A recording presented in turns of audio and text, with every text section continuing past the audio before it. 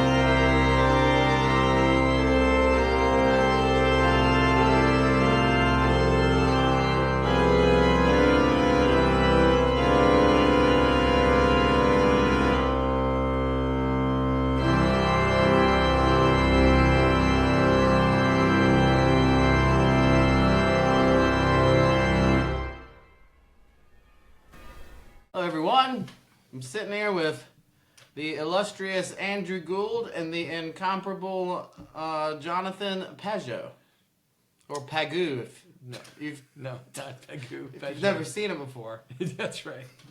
I heard last night that he was an iron carver. Yes, we were. Did you hear that? Yeah, he said that I was an iron. And then some lady came up to me and asked me, "What iron are you carving?"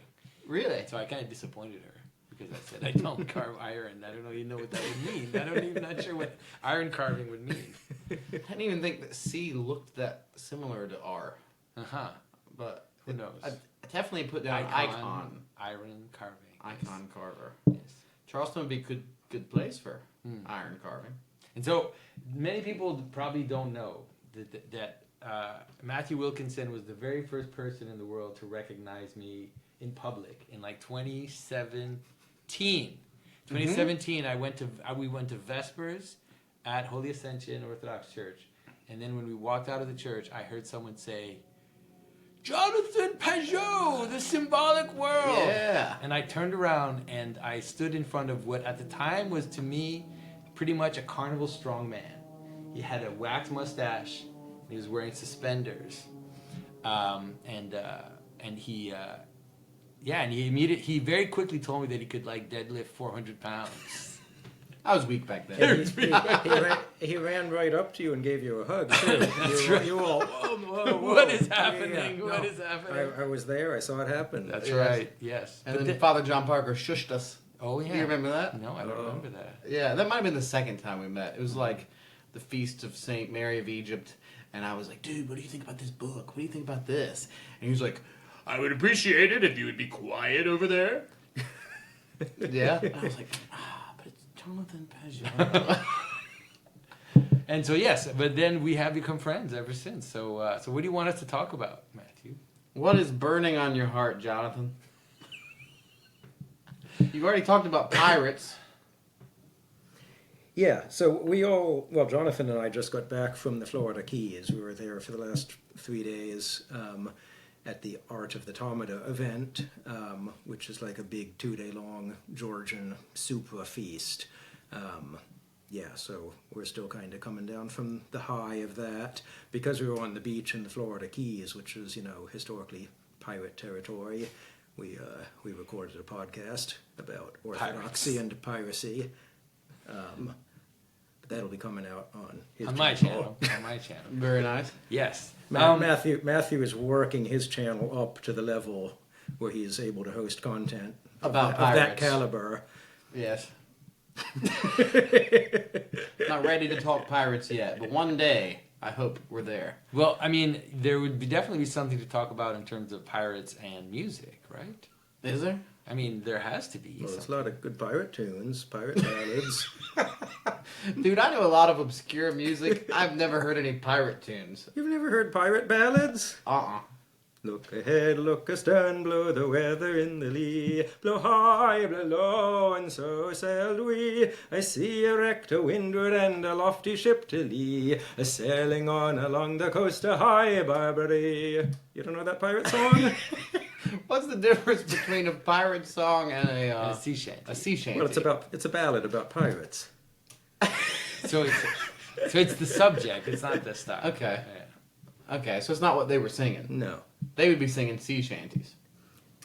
Yes. They probably if wouldn't pirates, sing it if anyway. pirates could sing. One wonders about pirates, if they were actually a merry band like Robin Hood and his men, or were they just, completely evil and stupid to the point where they couldn't even sing a sea shanty. I don't really know.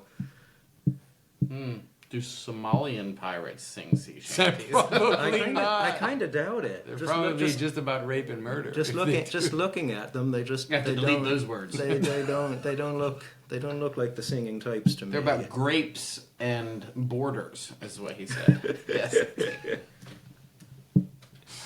Well, one thing we haven't been talking about is beauty a lot, and we keep having this argument of like what should be allowed and not allowed, right? Because I say that all conservatives try to cut off the avant-garde, and but then we got people like Silouan, Father Silouan, who's like Rothko's awesome, Pollock is awesome, and he thinks all this modernist stuff is cool. Does he really like Pollock though? Dude, I tried to like say something slightly negative about Pollock, and he just like body slammed me, proverbially body slammed me. He's like, dude, you don't even understand the beginning of the rhythm of Pollock. He's like, he achieved such rhythm in his works. I guess. Okay, so I mean, You don't like Pollock. I have a theory. This is we've talked about this. Obviously, is that my sense is that all things can exist in their place, and I think that a good way of understanding the problem of modernism is that it's a displacement. It's taking certain things and putting them in the wrong place, like taking something that has some value in it, but it's in some ways framing it or putting it up in the wrong place. And so my take on Pollock is that Pollock is like marbleized paper.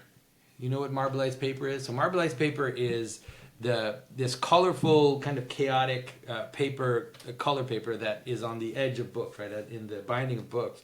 What they would do is they would put color in the water, and it would create these swirls, these like wild swirls, and they would dip the paper in, and when it comes up, it was completely kind of these chaotic swirls of color. And there's something absolutely beautiful and wondrous about this chaotic possibility, like an oil slick, right? If you see an oil slick in water, to say that that's not beautiful is ridiculous. It has a kind of beauty to it, but it's not, but in some ways the idea of taking marbleized paper and instead of putting it on the edge of books and keeping the meat in the inside, to now take the aesthetics of marbleized paper and putting it up on a wall and telling people, now look at the marbleized paper, or now stand in contemplation in front of it. I think that's the way that I understand a lot of the problems. It's like the marbleized paper it's perfect in the inside cover of a book, because the book is full of meaning and order. It's got 100,000 words in it that mean something, and then at the beginning and the end of that is this chaos that's just pure wonder with no meaning. There's a beautiful symmetry there. And I kind of think a Jackson Pollock painting only works if it's in an art museum that's otherwise full of classical art. As a foil to the classical art, it's like it's really provocative. But if you see it like in the lobby of an ordinary motel, and it's just like generic, abstract painting in the lobby, it's like, that could just be a flower print for all I care. It doesn't mean anything in that space. Yeah, What about in a house? Well, again, if you've got like a big modern, penthouse in New York, and it's a mile of white walls and a mile of plate glass windows, and you're seeing the skyline of New York out the one side, and then you got your Jackson Pollock on the other side, and you got these dual focal points of all the complexity and order of the city against all the chaos of the painting. Sure, there's places you can hang a Jackson Pollock where it's really striking, but in and of itself, it's hard to see much meaning in it. I mean, yeah, it does come. And a lot of modernism, in some ways, comes as a reaction to and as a deconstruction of an entire tradition, because Jackson Pollock can only exist. You think he's a deconstruction of the entire tradition? Yeah, that is, Jackson Pollock can only exist and have value in a world, even if you take it in time, that has developed this whole traditional style and this whole traditional way of seeing, and then there's someone who tries to break it up into, but if that's true of a lot of color field painting or a lot of abstract art, is it can only exist in that way, because the aesthetic equivalent of, let's say, a painted wall that is flaking, right? So let's say you have a painted wall that's flaking and you can see the undercoat. That has a kind of beauty to it, right? It does have a kind of beauty to it, but you wouldn't put it up in a museum. You wouldn't frame it. You wouldn't tell people, like, this is the thing that you need to look at. And I think that Pollock only is provocative because it's trying to say, oh, you like looking at classical paintings, you like looking at this very orderly things. Let me propose something to you, which is breaking that up, which is something like the equivalent of an oil slick or like I said, or like a bark on the tree. Like, all of these things have a kind of beauty, kind of close-up beauty to them. But you would never care to look at the bark of a tree if you didn't first fall in love with the tree itself, or fall in love with something that's more meaningful and more powerful. It's like a very, very concentrated experience. That's why it's kind of elitist. It's almost like it's like people who fetishize certain things and kind of go deep into certain things. But do you think the same thing about Rothko? Because in a sense, it's similar, and it's like focusing on the bark of the tree rather than the tree. It's like focusing on one aspect, which I guess is probably like the artistic thing that you could take away from it, right? Is like this hyper focus on one aspect could give you inspiration for like this aspect in your icon painting, for example. But like, do you think that Rothko is as deconstructive as Pollock? Because for Silouan, he says that Rothko is like Caspar David Friedrich, like the monk by the sea. Yeah. And then you just remove the monk, you have a Rothko. Yeah. So it's just that's true of abstract painting in general. Any abstract painting that appeals to the human eye can be easily seen as representational, but just without any specific representational frame of reference. You can look at any abstract painting and say, oh, it's the colors of orchids and jungle plants. Oh, it's like a fiery sunset. Oh, it's like lava flowing down a volcano. Any abstract painting you can connect to something that you understand. Mm-hmm. It's just it's specifically painted to make that connection obscure instead of obvious. And you can somewhat understand in the world of hyper specialization, where someone would say, "Oh, you need to pay attention to color. Like, you need to pay attention to how colors react to each other." So everything that's in a Rothko painting is in a Rembrandt. It's just that now you've distilled it. You're trying to focus on a very specific thing and saying, "Oh, you've never thought about the relationship of these colors together, or the experience of a color that overwhelms you, that is bigger than you, and kind of comes and takes over." So I don't think that those experiences are illegitimate, but they are in some ways close to the end. Like, you can think about it as being at the end of something, where you have something full, and then you start to notice the aspects of it, and then you move into it, and you start to make it more specialized and more precise, and it becomes a kind of fetishized version of what is there in the fullness. And so it's interesting, but at some point it can't hold. Mm-hmm. Right? At some point it has to collapse back into be integrated into the fullest, into the fullest version. It's kind of like when we. But does this happen all the time? Has this happened before? I think it has. 100% it's happened. But I think that it's never happened like it happened in the. Because in some way, like even fugue, like Bach takes fugues to the point where like, okay, nobody can write fugue better than this, and then it's like then no one writes fugue anymore. Yeah. Mm-hmm. But then eventually fugue gets reintegrated like into the romantic aesthetic. Yeah. So it is like the same like hyper. Do you find like a hyper focus on color historically before, or a hyper focus on some other like aesthetic? That totally happened with painting.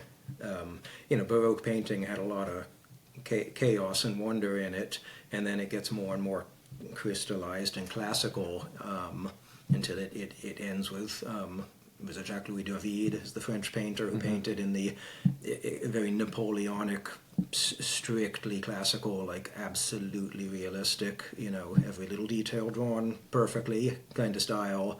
And that everybody knew that was a dead end. He painted like that as perfectly as one could possibly paint like that. Yeah. And what's left to do? So then the Romantics, then they start painting really sloppy. It's storms, it's weather. They paint things that deliberately can't be painted with precision because they're kind of chaotic subject matter. And in many ways, Romanticism is kind of a revival of the Baroque, because Rembrandt painted a lot of paintings like that also. Rubens painted a lot of chaotic stuff with sloppy brushwork. Yeah, absolutely. But I think in terms of the kind of hyper specialization that becomes decadent, you could think of it that way. I think you saw that happen at the end of the Republic, beginning of the Empire in the Roman times, and I think Augustus, in some ways, a lot of Augustus's moves were there to tighten things up and to bring things back to something that was meaningful and celebratory. People can look it up, you can find them. There are interesting mosaics, floor mosaics that were made at that time, which actually represented an after party. So what you have is a mosaic on the floor, and then on the floor is trash. So there's like little bits of food that have been dropped, and like crumbs and all of this stuff, as if like it's after the party and nobody has swept the floor yet. Yeah. This is the mosaic itself. Like this is someone who paid to have a floor mosaic made in that sense.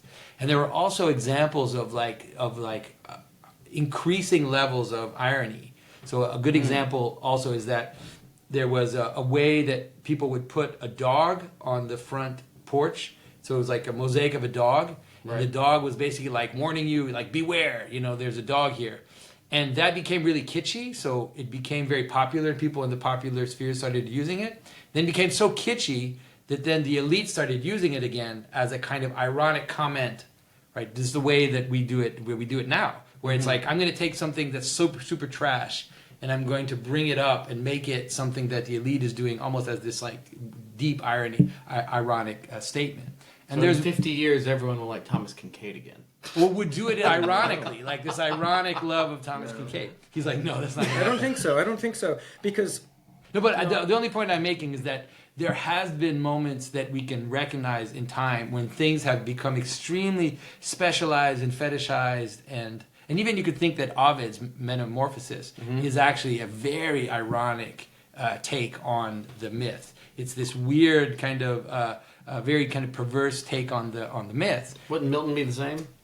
I mean, Milton sort of. I mean, he's not as degenerate. Like it's not all sex and violence in Milton. Whereas in Ovid, it's all like really disturbing. It's almost like some of it is horrific. So I think that's the way. Canterbury Tales. I mean, maybe that's a close. Because it's like constantly like making fun of priests being in hell. And and it mixes classical myth with Christianity in kind of decadent ways. Yeah, I agree that Canterbury Tales could be seen as late medievalist decadence. Yeah, so I think that's happened before. It's just that I don't think it's happened as much as it's happened in the 20th century. So you're saying the 20th century is just like the end of a cycle of like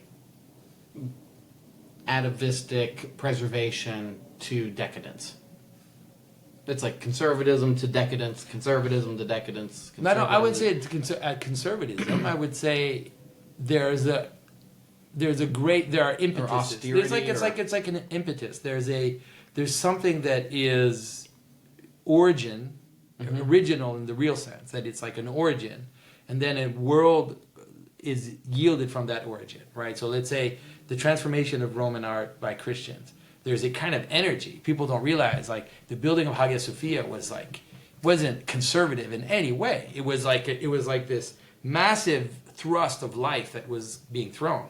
And I think that you could argue that the Renaissance was something like that. I can argue against aspects of the Renaissance, but there was this sense like this is a glorious age. Like this is a time when, this is a new beginning. Like we're going back to these roots and we're going to set the floor for a new world. And I think that's the end of the world we're at. Like that's the 20th century. The 20th century is that world running out. I kind of see this progression of styles as not so much cyclical as an acceleration sort of to a singularity. That if you look at the periods of these cycle swings over history, you could say like the classical period that's like ancient Egypt through the fall of Rome is thousands of years, and then there's the medieval period is like 1,000 years, and then the Renaissance is like 300, and the Baroque is like 200, and the classical is like 75, and the Romantic is like 50, and and then you get into Impressionism, Post-Impressionism, all the experiments of abstract modernism. They get shorter and shorter and shorter until you kind of crash at some point with like late 20th century gallery art, ultimately at the point where it's a banana taped to the wall. And if you were to like think of how that sounds, it's like, that's like the cycle of styles as they have crashed.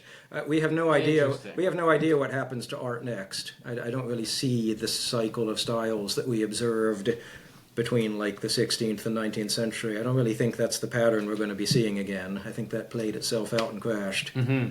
Do you think, this has been my... I've never heard that before. No, I think that makes absolute sense. But the thing that I'm thinking, and this is what I've been proposing for a while, is that this breakdown, because it shatters, right? So it's ultimately it shatters, and it shatters in all these interesting ways, because on the one hand it shatters because everybody's grasping and mixing and double irony and triple irony, and just these levels of irony in everything that is being made.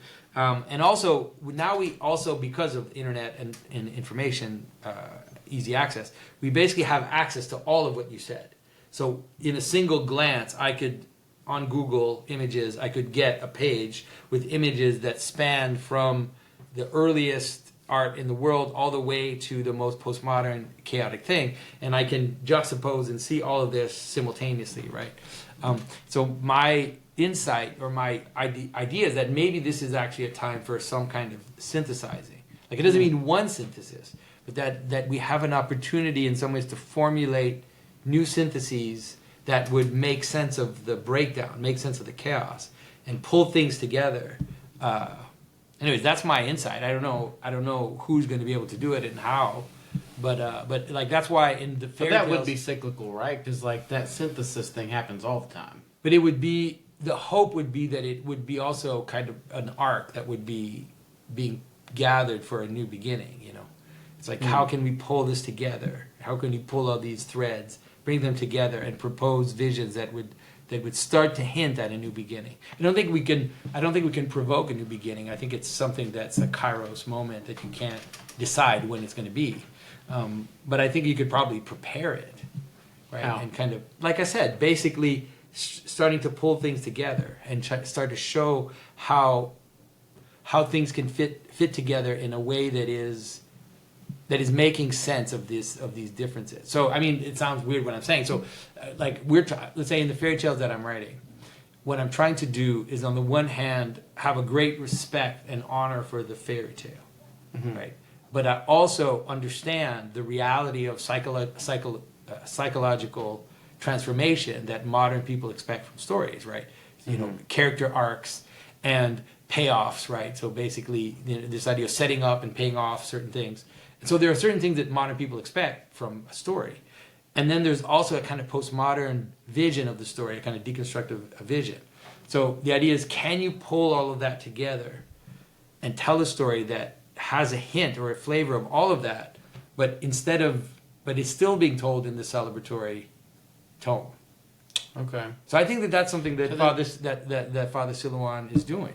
Like with his appreciation for is that he's bringing in art. a lot of some postmodern tropes, some modern tropes. He's bringing in some of the really, really subtle understandings that people in color theory have come to in color theory, paintings that use very, very subtle color ideas. But he's now almost using them as tools to then re-celebrate a saint and to have an image that is not a fetishized thing you put in a museum, but is something that participates in people's life, that is part of the church, that it's an image people can venerate. And so, like, for me, the fairy tales are something that can do that, because they've always done that. And the question is, like, in your context, Andrew, it seems like it's the easiest. Like you easiest, not technically, but I mean easiest in the sense that because you're making buildings that people live in, you can't. It's easier to make a building that's not ironic, but that is. I think that you're doing exactly that because your buildings always are pulling in all of these threads. Mm-hmm. So when you walk into a building that you've designed, you're thinking, what is this? This isn't like, this is classical. It has some Baroque. It has a medieval flair. I'm not sure, but it feels right. Like it feels right, even though it doesn't feel postmodern. Postmodern in the sense that postmodern tried to do that, but they would always leave the threads exposed, right? And feel like it was a collage. Mm-hmm. But what you're doing isn't a collage. At least it doesn't feel like a collage. It feels like a bringing together. Because my buildings aren't meant to be a commentary on anything. They're just my own instantiation of the historic traditions in the way that makes sense to me when I draw them. But of course, architecture, in that sense, it's an applied art. We're building buildings that have a function. Accommodating some practical program. I tend to think that applied art in general is the only future for art. Yeah, for sure. You say this. What does that mean, applied art? Well, I mean art that has a purpose. Yeah, art that serves some social, practical purpose, and not just art to hang in an art gallery as contemplation or commentary. So, Jonathan, you're always saying this about liturgical art, which includes these icons. For instance, icons are grounded because if they're not painted in a way that makes them appropriate for use in church, then they're not icons. They're not fitted to purpose. They're just inspirational religious art. Who knows what they are? Nobody takes that stuff very seriously. But as long as the icon is sufficiently within the framework of tradition and sufficiently fit for purpose that you can put it on an icon stand in church and have the divine liturgy around it, then it's an icon. And there's a lot of room for creativity within the painting of icons. There's a lot of boundaries you can push as an artist, but everybody can see when you've pushed too far, and it just becomes ridiculous and doesn't fit in church anymore. Yeah. And I'll cast a pretty broad net with applied art. Like I would include oil paintings from like 19th century and before as applied art, even though oil paintings are typically classified as fine art and they can be hung in art museums.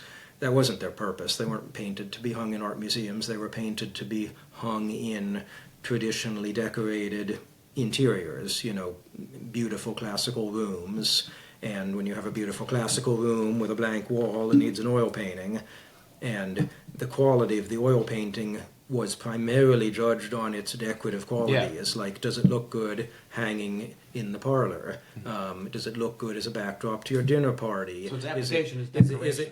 If it's a portrait of the Lord or the King, or does it do the job of sort of being an icon of that great man and stand in for him? Does it project his authority and dignity?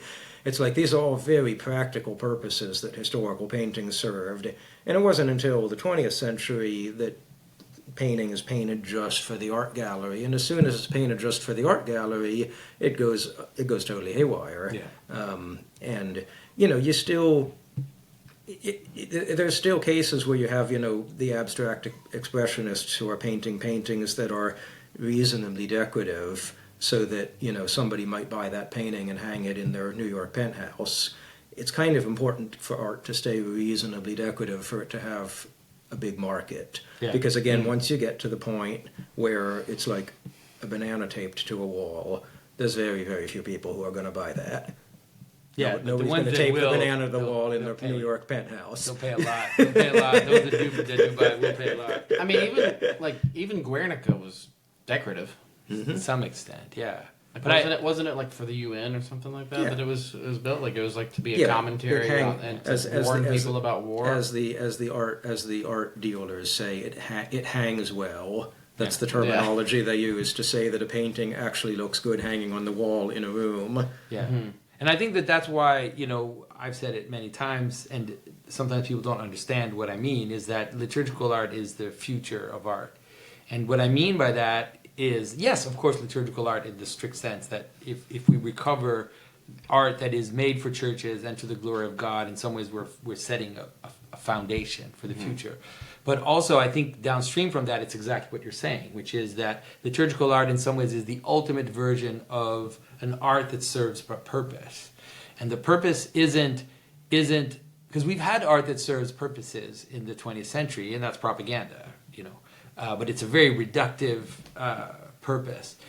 Ancient art, more traditional art, I think, had a purpose that was larger, right? So the idea is that yes, it can have a kind of a message in it, or vehicle, like you said, the presence of the Lord, or something like that. But it also had to fit in, had to be beautiful and decorative, and had to, let's say, contribute to the community or to the comfort of the people that are there. So in that sense, it did serve a purpose.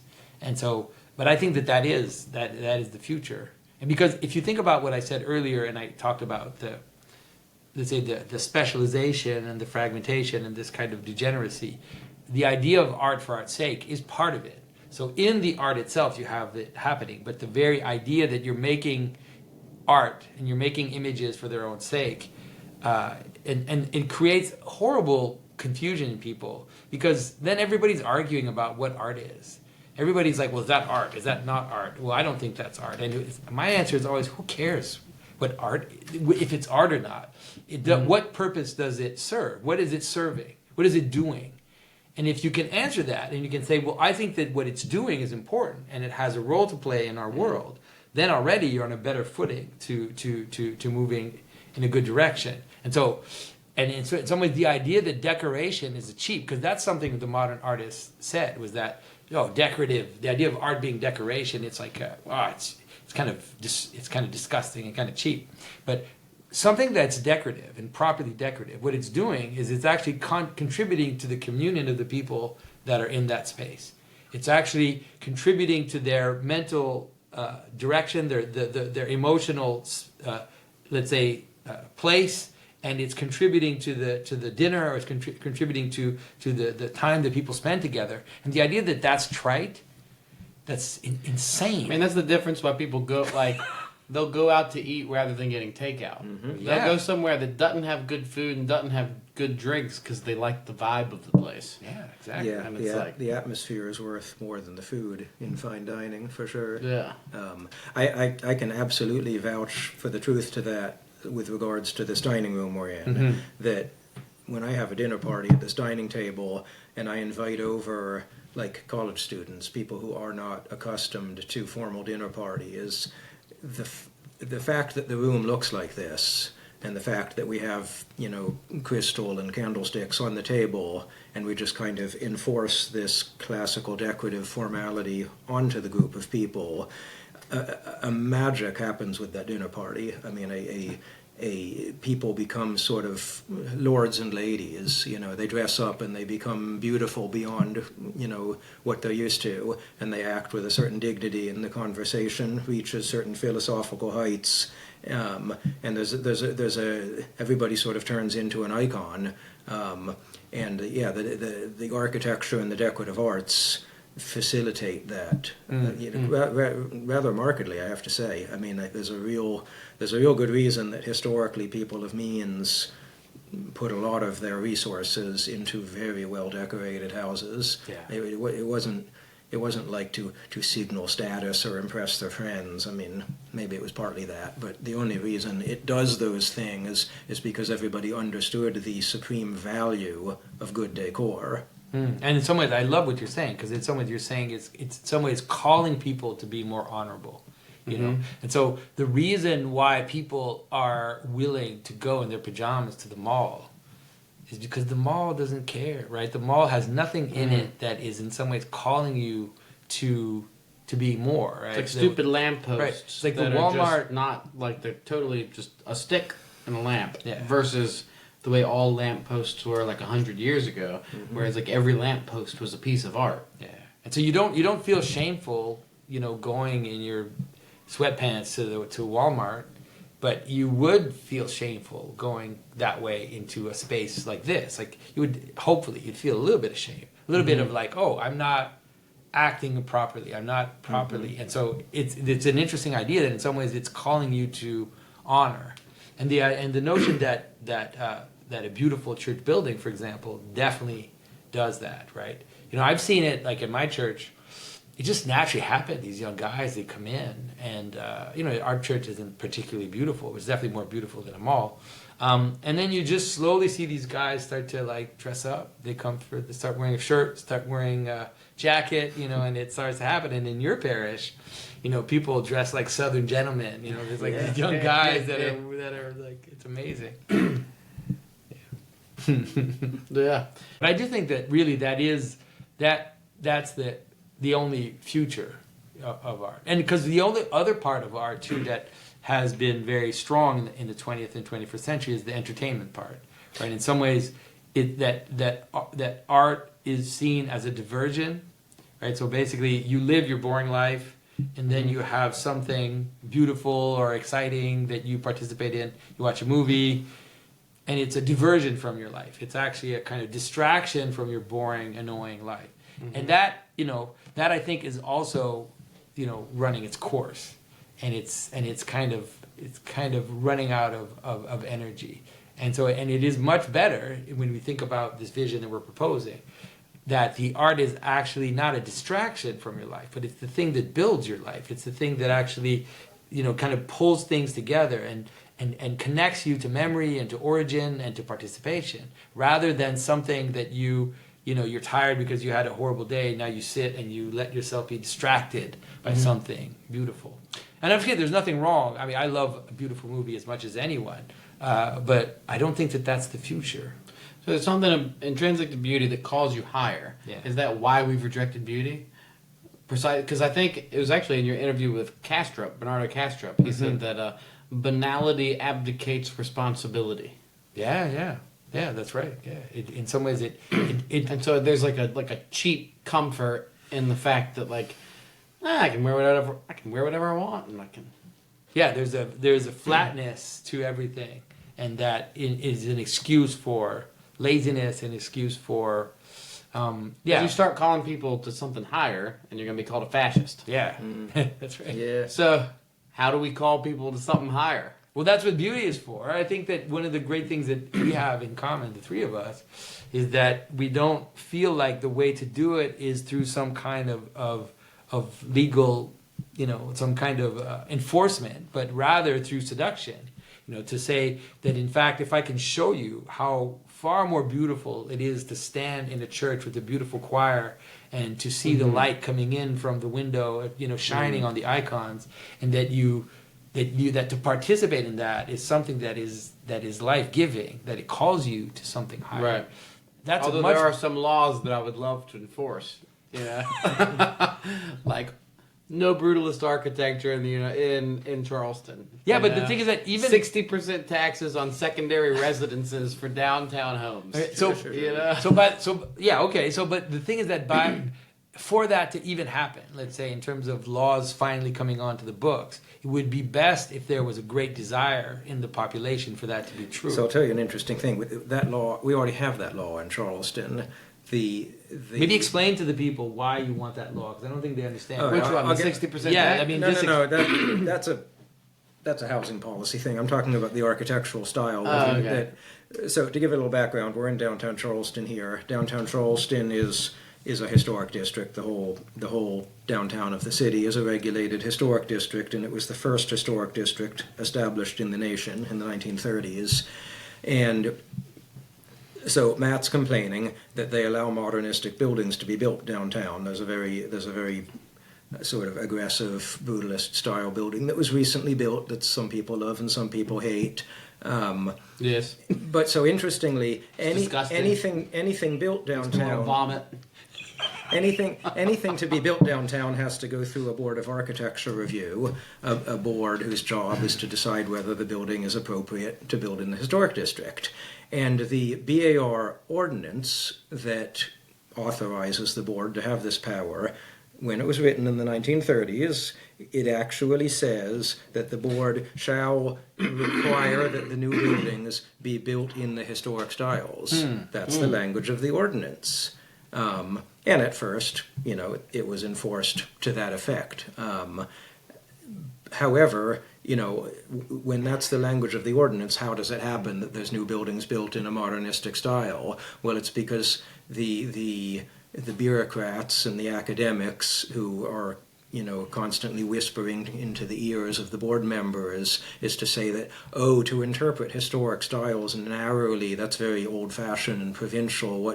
What we really understand the historic styles to mean is the sort of historical typology of buildings having a base and a top and having columns and being of their time, because weren't the historical styles all expressive of their time? So to be in the spirit of the historical styles means we have to be of our time, and we have to ironically reference history by doing something very modern, and that's Andrew, a much more elite way. If a building doesn't want a top, it doesn't have to have a top. Yeah, so my point is it can be whatever it identifies as. Yes. Well, my point, Matthew, is that we actually already have that law, and it's no use at all, because the mindset the mindset of the society is not where the law is. Yeah, so that's why this developing the love, the true love of beauty, and also the understanding of beauty is the best way to go, because then once if that starts to happen and people kind of understand why these styles are better for the human,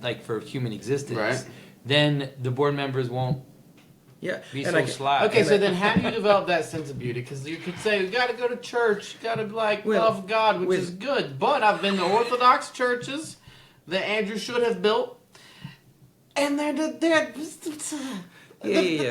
council and the priest should be smacked in the face.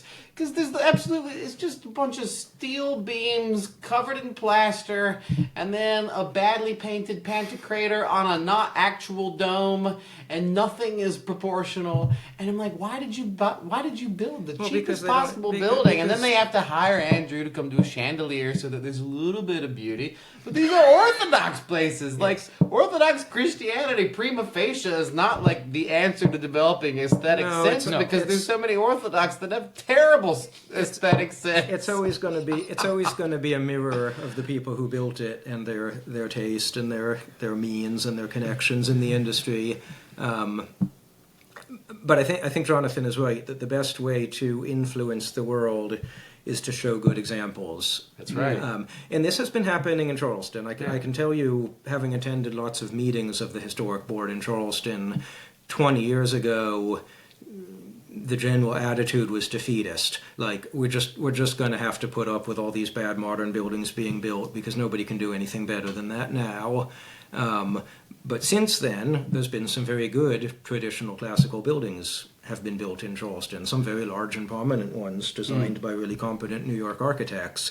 And so now everybody in the city can see with their own eyes that it's perfectly possible to build a really good traditional building downtown.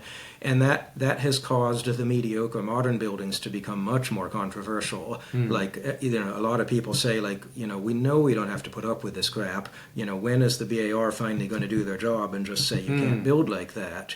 And the city politics around here is very conciliar. It's very gentlemanly. So, actually getting the city to just tell developers we're flat out not going to let you build what you want.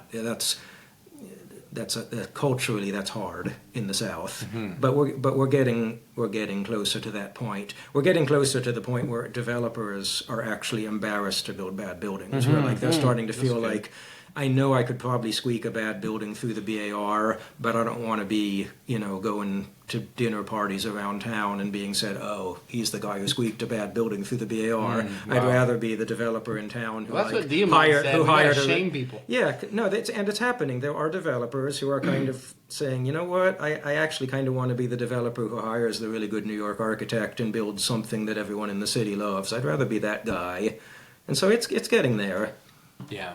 And I think, but for sure, if you have people, the developers and the money coming from here, that probably helps too. It's not these big international Which is why I want a 60% tax on secondary residences. This is the problem. I walk from St. Michael's down to the Battery, and I pass 100 historic, colonial, gorgeous homes, and I see 2 lights on. And that's it. Mm-hmm. Nobody's living there. Yeah. At best, they're renting it out to someone else. That's bad for the city. Yeah, like, nobody's living there. So, like, all of it's just, like, secondary residence for millionaires and billionaires. Yeah, which, I agree. all power to you I if you agree. have $1 I billion, agree. but I don't want you to have a secondary residence in South Carolina. Yeah, and that's a problem in beautiful historic districts across the world. Yeah. That they're filling up with absentee owners because there's such a jet-setting global elite that collects houses like that. And there are places that have contended with that in the law. Certain Greek islands, for instance, some of the really beautiful Greek islands have passed a law that only Greeks are allowed to own property there, and that it doesn't necessarily prevent absentee landlords, but at least it prevents the whole island from being owned by Chinese and Russian oligarchs and losing its Greek character completely. So yeah, laws like that are possible. And they were successful. Yeah. Wow. Let's do it. Let's do it. You mentioned something about love. It's like if you build something that everyone loves, then people start to get ashamed if you're squeaking in something that everyone doesn't love, right? But there is a localism that makes it. That's why you're right about that idea. Is that it's only because the developer has to go to a dinner party in the city that he built that horrible building in, and has to face all these other rich people around him. Otherwise, there'd be no consequence. Oh, you're the jerk who ruined our skyline. You know, you're the jerk who ruined our yeah. Sorry, you were gonna say. No, but that idea that it's sort of love is like the measure of determining whether the thing was beautiful or not. Mm-hmm. So, to get back abstract and metaphysical again, I like all of like the Dionysian names for God, right? I would assume are convertible the way that like the transcendentals are convertible, like beauty, goodness, and truth. Aquinas, they're all convertible. But in some sense, if like there's like the divine, like because of divine simplicity, any name that's the name for God should, like at its origin, be convertible with any other. So therefore, like love should be convertible with beauty, goodness, and truth. Mm-hmm. Right? So it seems to me that there's something about love that is sort of the mechanism for determining the objectivity of beauty. The issue, right, is that you can love something and it just be horrible. You can love something and it be absolutely ugly. But, if like collectively everyone loves something, it's like if someone it's like I don't really love Rothko, but because Silouan really loves Rothko, I'll give it a second chance. Yeah, sure. You know what I mean? But it could be that way with anything. Like I could initially think that something was ugly, but like everybody loves it, and it's like, well, explain to me why you love it. Maybe there's something to it that I'm not realizing. And sometimes I think you have to like develop an aesthetic sensibility so that you actually like know what's beautiful and not beautiful by experience and by those around you that have better aesthetic sensibilities. Yeah, good. But there's something in there about like love that can like say, okay, well that building on East Bay Street that they shouldn't have built for that stupid whatever is actually ugly, but this other building is beautiful. Yeah, right? but there's also, I think, you see the love thing. So one of the problems with love is that I think that there's a difference between love and something like infatuation.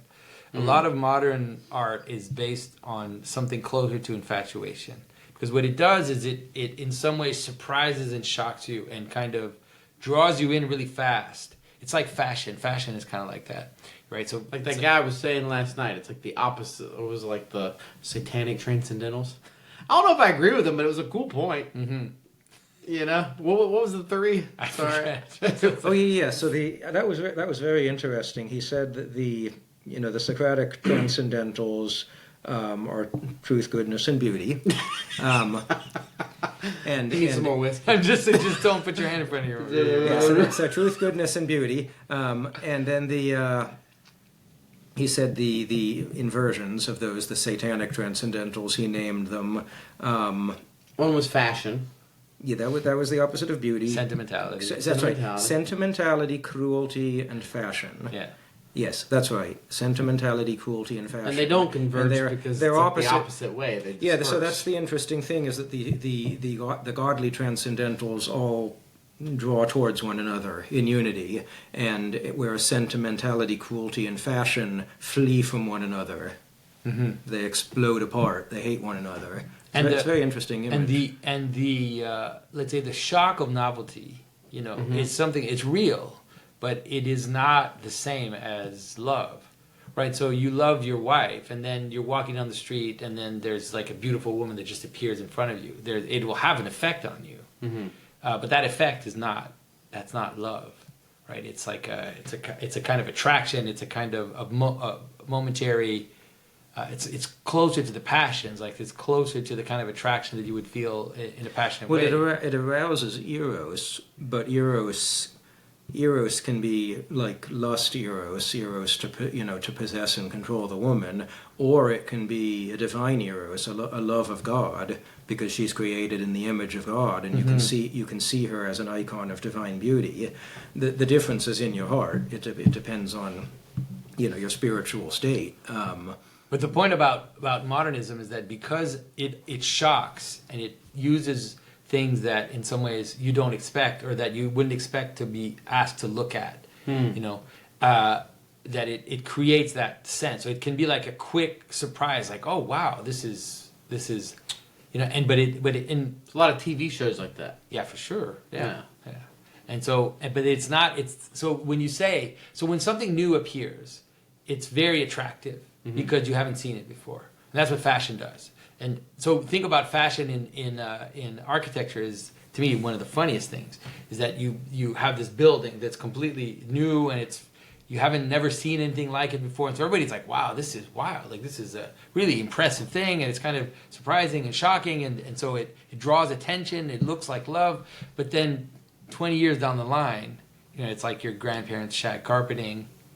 It looks dated, right? It loses its veneer very fast. It becomes, and so you realize that it wasn't love. It was something like maybe a spark. It was like it's like a kind of infatuation, but it was not. It was not the deep love. So is infatuation about novelty? I think so. Infatuation has to do with novelty. Okay. Yeah, because it's I could see that. Yeah. Because it's like the initial opening up of possibilities. Yeah. Yeah, and when somebody says like, "Oh, I love fashion," kind of what they're saying is, "I love whatever is new this year." Yeah, which is a little different from saying, "I love objective beauty." I love objectively beautiful clothes. It's a little different from that. But like Rococo was fashion. Baroque was fashion. Yeah, I don't like. I still love Baroque. It would be. Yeah, all these great art movements were fashionable at the time, but they have a lasting beauty that outlasts their fashion. But if a historical style is subject to revivals, decades or centuries later, it tends to indicate that there's something objectively good about it. It transcends the fashion from which it was born. I don't want to belittle fashion entirely. I mean, the fashion industry or the fashion process in art serves a very important role of, putting new stuff in front of everybody. And that's so it's a necessary mechanism. It's an important role because, for every 10 somewhat ridiculous or stupid things the fashion industry puts in front of us, there's going to be one thing that actually sticks. Yeah. But what I mean in terms of architecture, that's where you can actually argue I think pretty successfully to think that here this building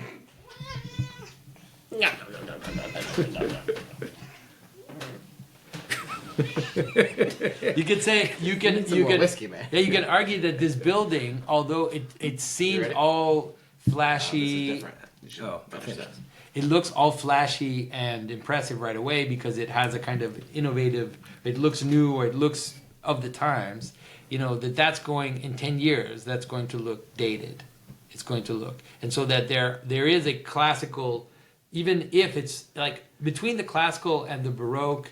And even the Neo-Gothic, all of those things have enough in common that they can hold together. But if you put next to a building like that some insane, Gehry design thing that looks like it's falling over, that is very impressive. But it's, in 50 years, no one's going to care about those buildings. All that stuff is just fashion. I mean, I almost see the fashion industry as a little bit like the fool in the royal court. the fool is mostly saying nonsense, but there's a little bit of wisdom mixed in with that nonsense. So what's the wisdom of a Frank Gehry building? Well, I kind remember death. Maybe I don't Memento know. mori. Well, there's plenty of stuff of like falling water, I mean, that's not Frank Gehry, but No. I'm not a fan of Frank Gehry. I kind of think that's but like Frank that's, Lloyd that's Wright, the dated there's like plenty of that'll stuff fall that's away. modernist Yeah. that I still like. Yeah, Frank Like, Lloyd, I don't Frank want Lloyd it to Wright's go away. Frank Lloyd Wright's a good example. He was cutting edge avant-garde, but a lot of what he put out there is so undeniably beautiful that it's been affecting architecture for What's the the next thing in 100 Arizona? years. Taliesin? Yeah, like Yeah. Taliesin is like Oh, I mean, super impressive. all of his buildings are magnificently beautiful. Not all of them are equally subject to imitation. Because one of the things that happened in the Orthodox tradition, this is probably the clearest example, is that sometimes something will appear as this new thing that is completely surprising and just kind of, for the context, somewhat shocks because it's kind of new. Like Rublev's Trinity icon is a good example. Like Rublev's Trinity icon that didn't exist before. So we had an image called the Hospitality of Abraham, but it was very different from what Rublev ended up doing. By hinting at Christ in the center and hinting at the fact directly that this was the Trinity, removing Abraham and Sarah, kind of centralizing everything, opening up the space. So that image was quite innovative, right? It wasn't, but as soon as it happened, people saw in it, like in some ways, an innovation that was connected to the deepest part of the tradition. Then it immediately became something you should imitate, right? Immediately they said, if you're going to paint icons, paint like Rublev, and so it's not like that this is impossible, but that right now it seems as if everybody is hunting for that sense of novelty. Like we only have taste buds for the novelty. What is the new thing? What is the new thing? And that doesn't seem to be tenable. Seems like that's running out. But they also seem something dangerous about let's just do the past. Of course. But I don't, who that's a good artist, even in liturgical art, that is just doing the past? I mean, that's a good artist. No offense to Orthodox iconographers, but I feel like there's a bunch of them. But I said good. I didn't say. In the really good that you can recognize, in the good icon painters that are here in America or internationally, which one of them is only copying? Yeah. Yeah, it's true. The ones that are worth watching are the ones who are actually putting some modernistic influence into the iconography. Now, what about the Dynacos? Like Father Silouan. Because the Dynacos are amazing, but I don't really see them doing anything innovative. Oh yeah, and maybe that's because I don't understand. I don't yet understand all their stuff. But to me, it's just like Anton Dyneko is doing a fusion of classical Roman style painting with Byzantine iconography. He's essentially painting, so those are the two styles. He's essentially painting Byzantine compositions in Imperial Roman style, you might say. I mean, I'm sure there's a lot more to it than that, but that's what I see when I look at it. So maybe it's just my untrained eye that I can see Seraphim O'Keefe and I'm like, he's doing something slightly different. That doesn't look like Rublev. Any artist who loves many things, as an artist should, you'll see many things in his art. It's like it would be really hard for a great artist to love only one thing and want that one thing to be the only influence in his art. It's like nobody who's a great artist would only love one thing. If you look at Father Zenon, in some ways, who probably is the most influential, maybe the most influential iconographer in the early 21st century, you can see that he is constantly experimenting. That everything he does clearly is embodied in the tradition. He has a deep understanding of the tradition, but he's moving between Russian style and then moving towards more Byzantine and then early Roman as well, and kind of playing and seeing how can he put all this together. But when people look at it from the outside, Okay, so maybe this is a good way of thinking about it, is that people who don't have the deep knowledge of this will look at it and will just recognize it as being theirs. They won't be, there's a way in which you can have innovation and change in images that is drawing attention to itself. So it's like, hey, look at this funny new thing I'm doing, and look at how cool and radical I am. And that distracts from what the object is doing. But you can integrate novelty and change and transformation in a way if it's serving the purpose of the image.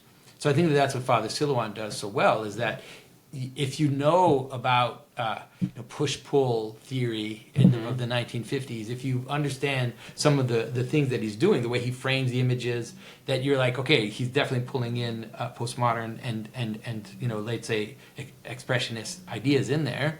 But a little old lady that walks up to one of his icons will just see it as a beautiful icon that I can venerate. They won't feel like this odd, like, why is this so different? Why is this so strange?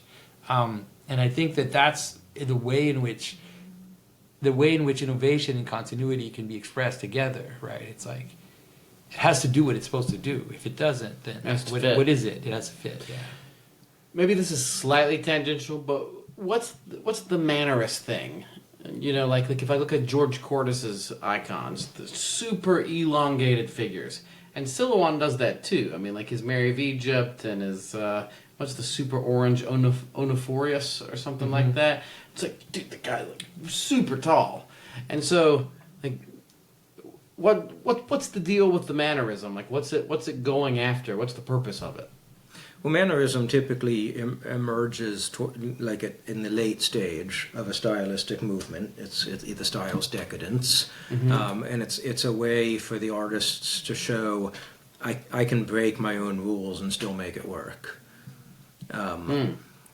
So, for instance, there's an architectural period known as Mannerism that comes at the end of the Italian Renaissance in the 16th century, and it's like the Italian Renaissance architects spent 200 years trying to figure out the rules of classicism. They were looking at Roman ruins, and they were trying to canonize the rules that made those buildings look the way they did, and they figured out those rules, and they wrote them down in treatises, and then architects, followed the rules, and they made buildings that looked, pretty legitimately like ancient Roman buildings. Having done that, well, what's a brilliant architect supposed to do next? They start breaking the rules, and you see buildings that have, like broken columns, but they were actually built broken. You see buildings that sort of look like they're starting to fall into ruin, where like certain stones are slipping out of place, but they were actually built that way.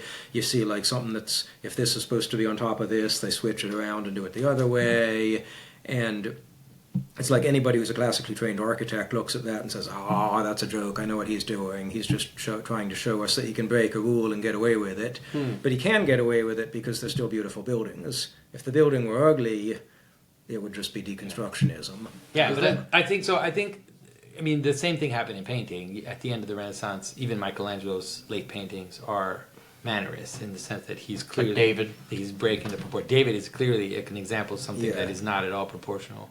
But I think that you're confusing that with what Father Silouan and some of these painters are doing. Because I've heard the elongation of the figures referred to as mannerist. Yeah, but that seems different than like the mannerism of like Dutch painting, where it's breaking the frame and it's not like properly framed. So like maybe I just misunderstand the term mannerist. Well, I think that's legitimate. You think that the elongation of the figures and icons is to break the rules? It's not done, I don't think it's done in order to break the rules, but I think it's an instance of the obvious rules of naturalism being broken in order to bring the painting out of the realm of mere imitation and into the realm of a sort of ingenious commentary on how things could be. I mean, of course, people always look at those icons and they say, like, this is in order to show, like, the spiritual quality of the figure, that they're sort of transcending the material reality. I mean, I think that's a nonsense. I can't imagine a medieval writer writing about art like that. But then, like, the line stuff that Seraphim does, where it's, like, in the Krug tradition, right? Like, could you classify that, like, with that definition, as that's also some type of mannerism? But let me just finish with the elongation. I do think that I mean, it's not necessarily conscious, but I do think that this idea of, let's say, elongating the figures or of stylistically pushing in a certain direction, that it can be done for a purpose, even if that purpose isn't completely understood. Yeah. And so when you describe the type of mannerism that you described in terms of architecture, it's more like a kind of commentary or a kind of joke or like you said, a type of, it's a type of little spice at the end to tell you that, okay, I know all these rules, but I can also play with them and joke with them.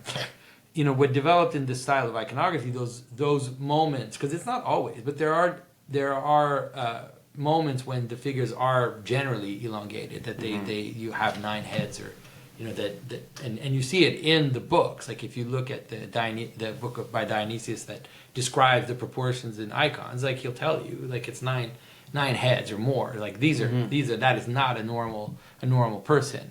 What is a normal person? About 7.5 heads. That's the normal person. So they knew that they were elongating their proportions, and they were doing it on purpose. And I do think that I think it does have something to do with verticality. It has something to do with our, looking at something that's moving up.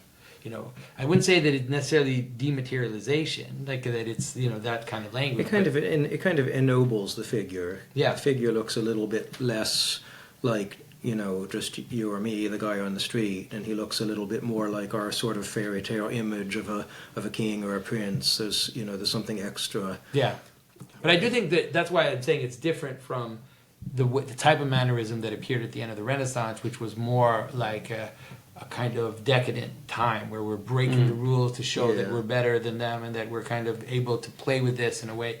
I think that this was serving an aesthetic purpose. Like it was serving a purpose.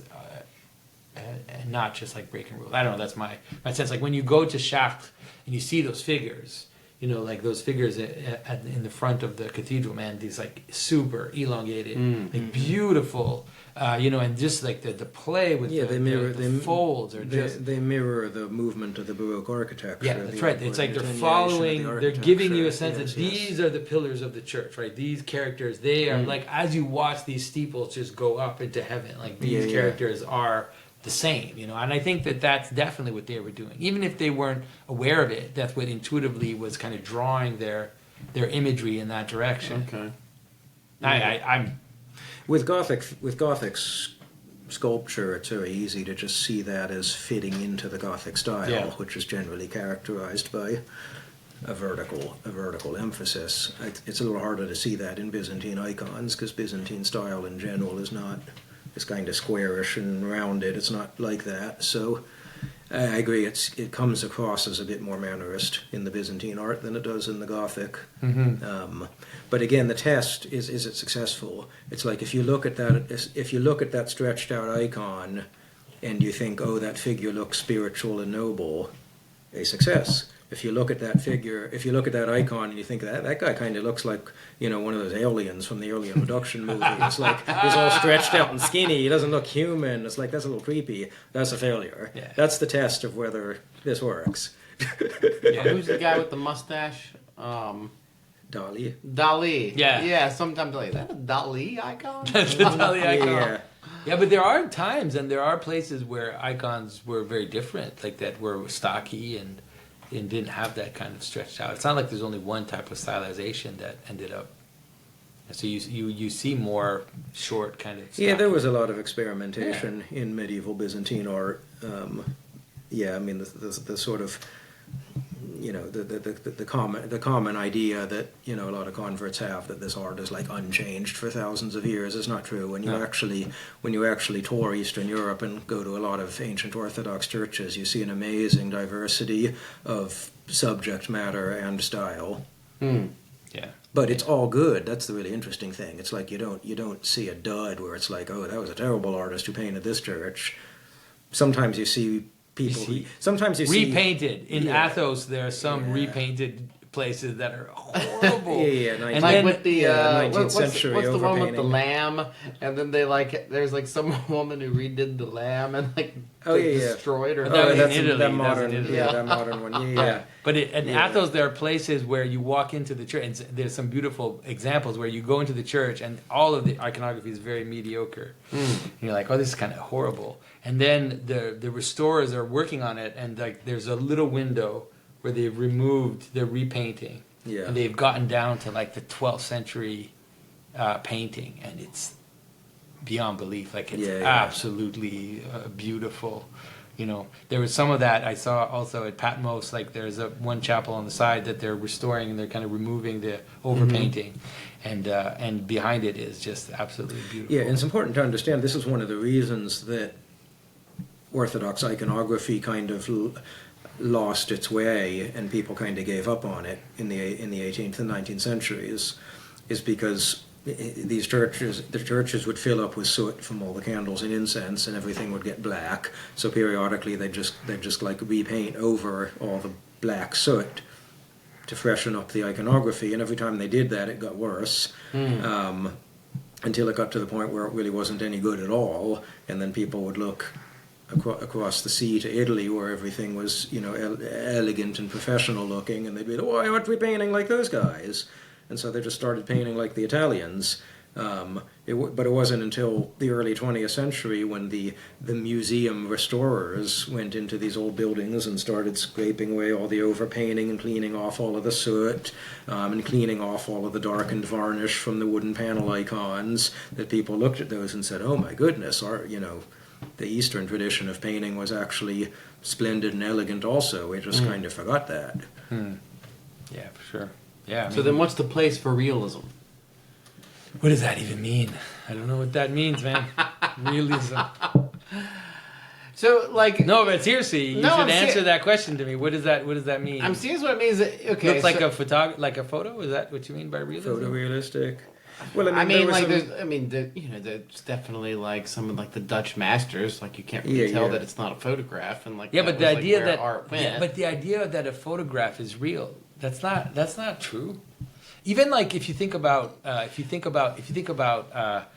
perspective, you know, the only way to experience 1 point or 2 point perspective is if you stand completely still and you don't move and you just look. That's not real. Like when you experience a city, you were walking through it, and your memory will remember the building in its best image, right? It'll remember it as you experienced it. And so some of the solutions that even the Byzantines or the medievals used, they weren't photorealistic the way we think of it, but Right. they were very realistic in their own frame. Like they were representing things as we experience them, representing things as we remember them. Yeah, you know? but sometimes it was Like- pre the innovations that could make it three-dimensional, like pre-Giotto, right? You know what I mean? So it's like some of these innovations that ended up producing the hyperrealism like weren't yet done in Byzantine iconography. And so my only contention is that your point is like, well, if we're going to have like this big recrudescence of the arts, it's going to start first in the church. And I agree with you, and I agree with like this fusion of the styles where Silouan's bringing in all of this other stuff. But if you have this like whole bringing in this fusion of the styles, well, like some of those styles are stuff like hyper-realist art, which like a lot of the Orthodox will say, well, that's just pure degeneracy and all bad, and you shouldn't do any of it. So I'm like, well, there's got to be. I think if Silouan's found a place for Rothko, then there's got to be a place for realism. I think so. There actually is a style of painting, a movement of historical painting called realism, and it comes at the end of the 19th century. It typically refers to paintings that focus on sort of dirty and gritty reality, like, you know, what we mean that, like, if you go to a city and, like, I'm looking for the real New Orleans, like, it means you want to go down some basement and find some dirty, gritty place where there's, you know, street culture. That's what realism meant as a painting movement, was just choosing sort of low subject matter rather than, you know, portraits of kings. Like the Van Gogh painting the peasant thing. Yeah, to an extent, although it tends to go hand in hand with a very brown palette and just an earthy style of painting. But interestingly, there was a movement of painting in Russia known as Russian realism, of which Viktor Vaznetsov was the greatest painter, and he also painted church icons. You've probably seen these beautiful sort of highly detailed Art Nouveau iconography schemes. There's a church in Ukraine, very famous, that Viktor Vasnetsov painted. It's got that splendid pantocrator that's like super detailed and well formed in the Western style of painting, but has that intense Russian energy to it. So we can see this in Russian painting shortly before the revolution, that there was an attempt to reconcile the compositional traditions of Russian iconography with the sort of illusionistic qualities of late 19th century European painting. The Russians absolutely explored what that would look like. I like it a lot myself. I think those sort of Art Nouveau style, turn of the century iconographic schemes are often really magnificently beautiful, and I'm very happy with them. But this is like categorically different than the stuff that came in like with Peter the Great. Yes, totally different style from that Italian. It's not Italianate it's not style. Italian. Yeah. It's more stylized. Do you think there's future in that? Do you think there's a future in the church for that type of? Yeah, I think it's possible. I think if a really skilled painter emerged who painted new churches nowadays the way Viktor Vasnetsov painted in the early 20th century, yes, I think he could get commissions, and I think people would like it. Yeah. Well, even the Danekos, I think that some of Anton's work is coming closer to a little bit of that somewhat. Mm-hmm. I wouldn't use the word realism, but it's not as there is a form to it, and there is a kind of personality in the faces that is not as obvious in other styles. I think he's drawing from the old masters, the 16th, 17th century European masters like Rembrandt. Yeah. There's a very sort of Rembrandt portrait kind of quality to his faces, and he even. The church in Moscow he painted, that's done in sort of grisaille with those calligraphic inscriptions, that very 16th century style calligraphy on the inscriptions that makes you think of parchment and quill pens. He's kind of signaling like, think of the European old masters when you look at this. Mm-hmm. Yeah, but he does it very successfully. Yeah, he does it in a way that it's not jarring. It doesn't call you away. It doesn't make you feel uneasy or something. I think that any babushka like would go in there, any mama would go in there and see that they're icons. Like she wouldn't bother anyone. And there's nothing sensuous about it. No. Not sensuous sensuous, not in the erotic sense at all. No, but it's sensuous. Because like I was showing you the Art Nouveau stuff that was in like the Vizarod Castle, and you're like, this is too sensuous. Well, no, it's not that. It was more than it was too sensuous. I mean, those angels were like basically teenage girls, just like showing off their like having. They had this like it was not. Those were not angels. I don't know what they were, but they were fairies maybe. They were not. Yeah, there's a point to that. I was. In Belgrade, just a little. in Belgrade, in the crypt level, the crypt chapel of the big new St. Sava's Cathedral. No thanks. There's very interesting iconography down there, and a lot of it is parables, which means there's like normal people rather than saints in the icons, and there's a iconographic mural of the wise and foolish virgins, and the foolish virgins are painted looking very much like sort of attractive modern women. I'll put it that way. Like they're very pretty in a modern sense of femininity. But it's not an icon per se. Well, it's an illustration of a parable. So these are not pictures of saints. I think if these were pictures of saints and you're supposed to be praying to it, that attractive femininity might be a little bit of a hindrance to prayer. But as a parable, Where they're supposed to represent the foolish. Yeah, it well illustrates the parable, and it's just really pretty. It's pretty in a dignified way. There's nothing lewd about it. It's actually really lovely. And some of the women on my tour group, I was pointing out to them, it's like, isn't that interesting? The women in that mural actually look like beautiful young women in a very normative modern sense. There's nothing medieval and stylized about how they're painted, and the young women in the group were like really taken by that. Like I can see myself in that. That's so beautiful to actually see. But it was the way women really look. But it was the foolish virgins. Well, the wise virgins. I'm a little ditzy. I can see myself. Well, in that. the wise virgins were painted like that also. Oh, it's okay. just they were wearing chaste white robes instead of like the Roman equivalent of cocktail dresses. So then, could you see like a church where like Caravaggio's The Prodigal Son would make sense? What did you do Caravaggio? Because I love bringing Caravaggio, Well, man, and I feel like there's this like orthodox impulse Well, I that wanna would just make- like I wanna throw make- it all in the trash. I wouldn't throw Caravaggio in the trash. I wanna and make like it- doesn't have I any would put place for it. Like we Okay, got Matt. this new He's a art, great but no painter. place He's for a great chiaroscuro. painter. He's Okay, a great Matt. painter, but I wouldn't put him in a church. Okay, Matt, I want to make an important distinction here. I'll provide you an image of the mural I was just talking about, so you can put it up there next to your Caravaggio, and the difference is going to be that the iconographic mural I'm talking about stays flat on the wall. It's outlined, it's kind of flat in its coloration, so it still has the decorative arts quality of flattening, which allows it to be mural decoration that defers to the integrity of the wall plane.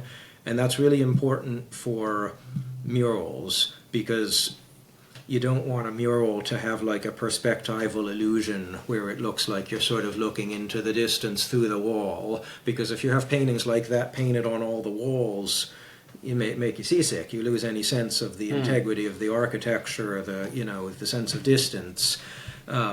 So the Caravaggios, they're some of the best paintings ever painted, but they are dependent upon the frame. A Caravaggio has to have a thick gold frame around it so that it is separate from the rest of the walls of the room. You have to approach the Caravaggio, and you have to understand that picture frame is a portal into another universe, and you're looking through that frame into an illusion that has depth and it has light of its own, and it's a whole different world in there. That's perfectly fine for oil paintings that you hang on a wall in a picture frame, but you can't do that in architectural murals across every surface of a building. It's very unsettling when you see a building that's painted like that. Sure, but like in a Catholic church, there's not just the murals on the building, but there's like just He's as in just an trying to Orthodox get us. church. He I'm wants try- us I'm to trying- bring I'm trying to give you- Caravaggios into our churches. I'm trying to give you. You're the devil, Matthew. I'm trying to give you.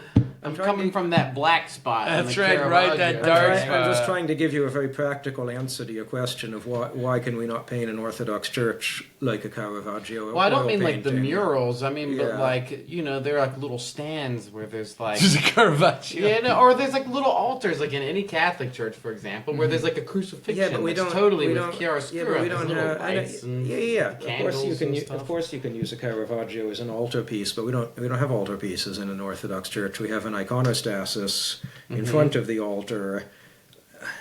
It's just a different practical context of how the art is used. But so like in like a Western church, there'd be no issue. Well, yeah, I mean there are Caravaggios hanging in Western but churches. I do think that this is going to be maybe controversial, but I do think that although we like Caravaggio, I think that if you'd put a Caravaggio in a village church, I think people would have been disturbed by it. I could see that. I could see that. They're dark. They're dark and intense paintings. They're not the painting that the simple village babushka wants to come and adore. Okay, but you're talking about like a Romanian village, like No, an even Italian in village. Italian village. Even Italian village, Even the yeah. Italian village, it may have Baroque. It probably has a Baroque altarpiece, but the Baroque altarpiece is not as dark and sophisticated as a Caravaggio. It's just a simple painting of the Mother of God in pastel colors, and the old ladies can come and stare at it and smile, and it's like. Yeah, art does have to kind of be at the level of the social context. Just saying, like, that's so why you would say it would have no liturgical function. No.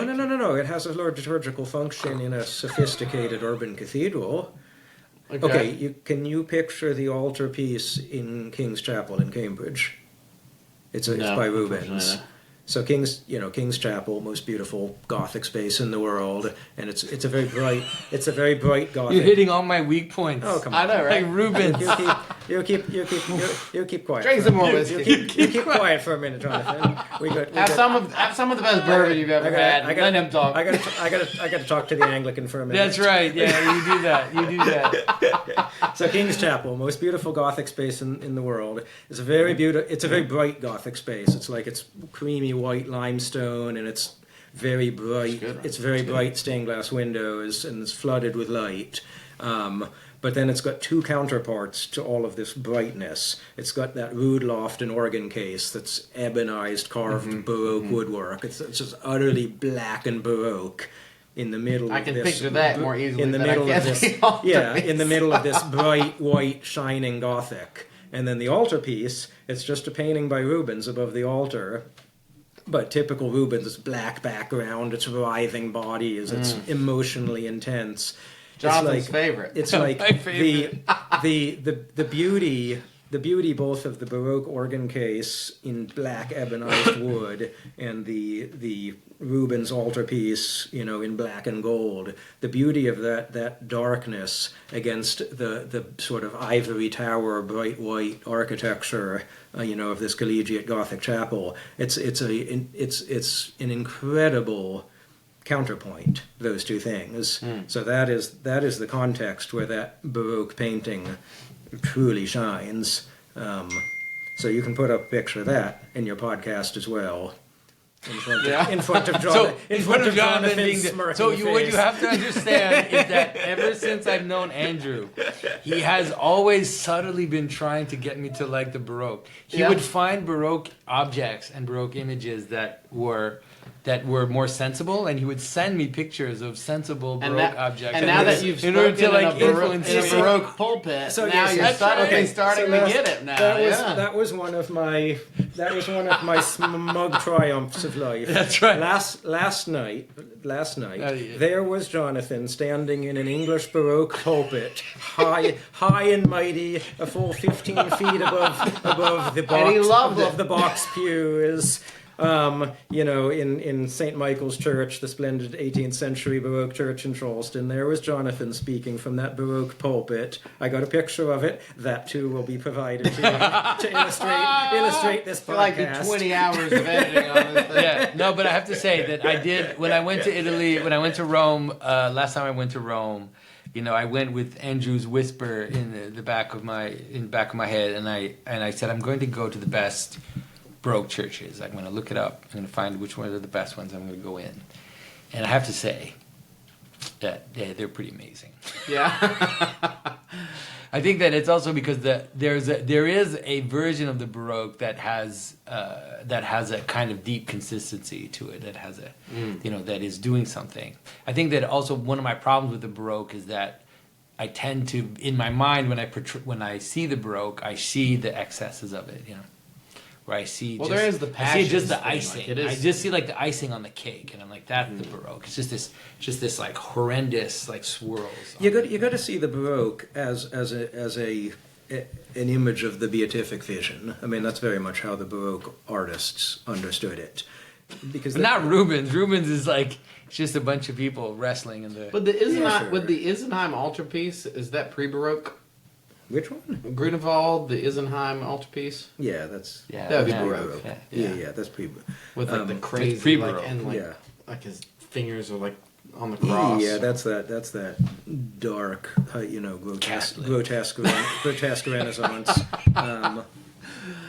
I love it, man. Like that whole thing. Like, I could just stand in that room looking at all this for like hours. But it's weird because the reason. Okay, I'm making like a total confession here because if you had seen my contemporary artwork, like my line was that line, right? It was like the Grunewald to Francis Bacon line, if you want to think of it, because it was in some ways to me was the most Protestant art because it was this absolute this idea that humans have no internal value. It's all like about how we're dead and we're fallen.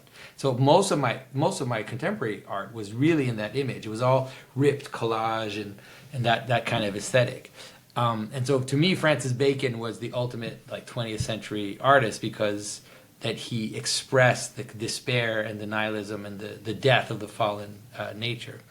And so I think that in some ways my transformation or my conversion, let's say, to Orthodoxy was also kind of putting all that stuff behind. So it's harder for me to reintegrate it, you know. It's like all these priests who are Anglican, and then they become Orthodox, and now suddenly they can't stand anything that's Anglican anymore. It's like, come on, man. It's like if you just went from atheist to Orthodox, then you could appreciate this a little bit. Yeah, maybe. You know, it's like if you get rid of Anglican chant, you were throwing something in the trash that you should not be throwing in the trash.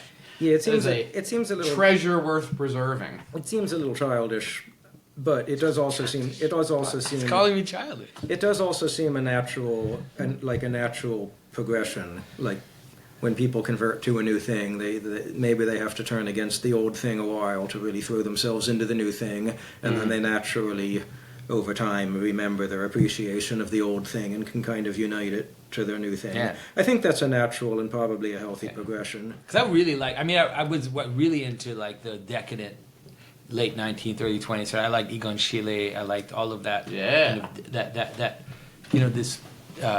Wasn't Klimt at the same time as Yeah. Schiele? But Schiele had that darker aspect. You know, I like Soutine. You know, he would like paint these decomposing pieces of meat, and like all of this kind of Munch and you know all that. James Ensor, all of those painters were the painters that kind of brought me to where I was in school, and so yeah. So when ultimately I kind of shifted, you know, I kind of moved. I still have St. Christopher, you know, we're good, you know, but in terms of the art, I wanted something different, something more kind of celebratory. Yeah, I mean, so I get it. So that's why when I think of, I keep pushing these questions. I'm not trying to change the way that Orthodox people do Orthodox iconography, but I'm interested in you're not like going to, obviously. Obviously, it's like what would What would Matt think? Exactly. That's what everyone in the Orthodox exactly. Church. I'm like, oh, what would Matt They're like, think? what would Matt Wilkinson think about our iconography? Yeah. But, you know, it's like, as we're having the discussion about, like, art in general, I do think that, like, the recrudescence of the arts is probably primarily liturgical. And then, obviously, there's all these people converting to Orthodoxy. But, like, there's, like, all these traditions of the West that I think are also worth being salvaged. Yeah, but I do think that You like know, like, people I think like all of them but the like, have some validity. Yeah. But I think that the and are beautiful. Dynekos and Father Silouan and these artists that are in America. I mean, there's some also in Russia and Romania that are kind of pulling the threads together. I think that those are the threads that will yield the most in the future. And so we just have to be patient. You know, And but granted, obviously maybe- in the meantime we have to contend with these horrible, fully painted Greek churches that have these like robot-looking icons. Yes, and granted, we love you Greeks, but some of these churches they don't look good. the icons go with the chandeliers. No, but it's almost like a caricature when Kontoglu did, and there's a kind of caricature of understanding what he was trying to restore, and so you have a lot of this very cold and very robotic. Is that a good way of you? What word would you use? Like kind of robotic figures. Stiff and opaque. Stiff, opaque. There's a lack. Yeah, there's definitely a lack of subtlety and transparency. It lacks elegance. Yeah, for sure. Yeah. It's your eyes can't just rest upon it in bliss the way you can with any really good painting. Yeah. And maybe there's a context difference too, because it's like, well, like conservative traditional Western Christianity versus conservative traditional Eastern Christianity. Maybe the art should look different between the two. But like, of course, my hope is that Western Rite will actually, be a thing more than like 10 churches in the United States. Well, you know what I mean? we've spoken of this many times, Matt, that in general the piety and the art of the Western Church is rooted in the Incarnation. Whereas that of the Eastern Church is rooted in the kingdom of God to come. And so that helps explain why Western art tends towards the the highly naturalistic, the earthy, paintings of not just Christ, but of people in general looking physical, fleshy, because the whole piety is rooted in, being fixated on Christ on the cross. The sacrifice, yeah. But this is what I was trying to ask, like Father Silouan, are those mutually exclusive? And like you were bringing up like the canon about like the icons shouldn't invoke the passions, but there's obviously this like whole like spiritual tradition within the West of like using those like even inciting the passions to like help you in your repentance for sins, so that you lament your sins more. Sort of like the Baroque doctrine of the affections, right? And so yeah, I mean there is emotional iconography in the Orthodox Church, and there's emotional music. I mean a lot of the big Russian choral music is very emotional, really tear-jerking. So that otherwise Tenebrae wouldn't do a bunch of Russian stuff. Yeah, that absolutely exists in the Orthodox tradition, but maybe it's just not as much the focus of the Orthodox tradition. Yeah, because it kind of seems to me like Chesnikov isn't exactly the same sort of. It's not pushing the same doctrine of apatheia that the icons are trying to do. Yeah. Like I kind of get the old believer thing. It's like, no, that's too much. The old believers would be like, no, we gotta go back to just the Xenomany. Yeah, very austere, yes. Which would also be horrible. We shouldn't lose Chesnikov. Yes, I agree. We shouldn't lose Xenomany either. I agree. But it's also like, maybe it's right that the simple village church is doing Xenomany, and it's maybe it's right that the patriarchal cathedral is doing Chesnikov. I mean, it's okay for different things to have their place. Maybe the patriarchal cathedral has a little Caravaggio. I knew you were going there. I'm like, he's just going to bring Caravaggio back into this. Right? The great murderous thug. Maybe artist. that's where it goes, or the big Western Rite cathedral in 100 years that exists. I wait for the day that a Western Rite church can afford to buy a Caravaggio. Look, the ACNA is going to split again. So this Have is you read the news? Have you seen all the stuff in the news about the ACNA? So let me ask blah, you. blah, blah. Let me ask you a more practical question. Okay. So like in terms of actual vision of what's coming and the future, this is what I've noticed. And I'm sorry for all the artists that might be watching this that might think differently, but what I've seen is that the artists that are trying to go back into the realist style, this kind of representational style, what they're producing, it's not great. It's not good. There's something about it that looks fake. There's something about it that looks...